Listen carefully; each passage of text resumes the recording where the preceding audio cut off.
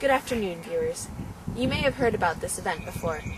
You may have seen the global peace protests or seen the marches. You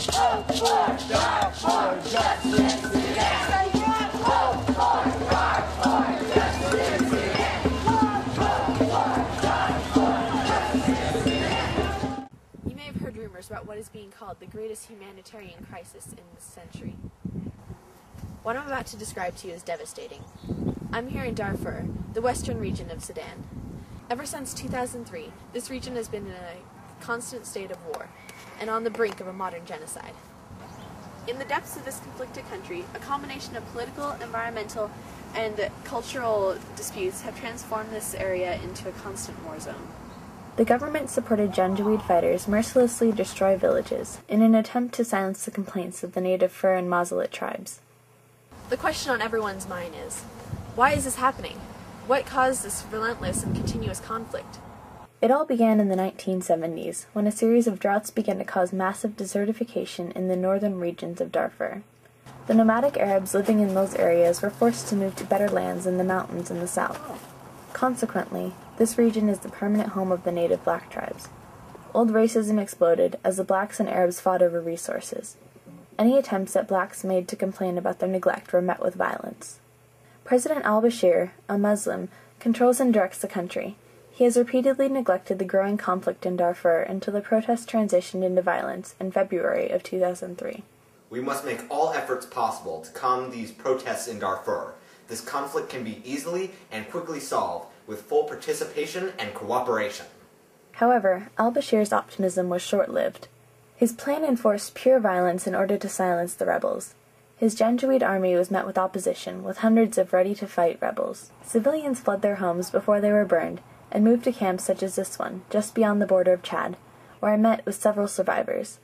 Their names will remain confidential to protect their identities. My father and brothers were killed before us, and the rest of us got out as fast as we could. The men come and abuse the women. We can never go back to how things were ever since they came. They've taken everything away from us. We have no homes, only parts of our families, barely our bodies intact. We didn't ask for a fight, only for proper respect as Sudanese citizens. The United Nations has been doing everything it can to support the conflict and to spread the word. In the meantime, though, rebel fighters have not decided to give up the fight yet. Despite their disadvantage, they have been fighting on and on against the relentless Janjaweed warriors. We have lived here for centuries. The Arabs have no right to come in here and take what is not theirs. We will never give up. Over the past 7 years, hundreds of thousands of people have been killed or displaced. Numerous attempts at peace and ceasefire have been made, but the permanent solution has not been reached. The situation in my country, the Sudan, is really critical. But the situation in my homeland, Darfur, is an exceptional case. Today the conflict have entered into its 8 years. Genocide is happening today in my homeland. I have seen people being killed. I have seen villages being burned down. I have seen properties being looted.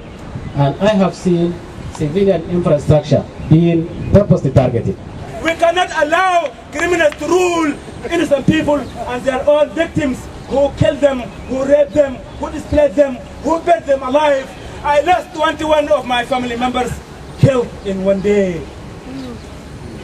And I cannot allow that to happen on my eyes. For right now, all that we can hope is that the conflict will soon solve itself. While such a large-scale conflict may seem foreign to us, it is a daily reality for those living in Darfur. In all forms of the word, this is a crisis and a tragedy, but there still is hope. I'm Diana Atvars, reporting from Darfur.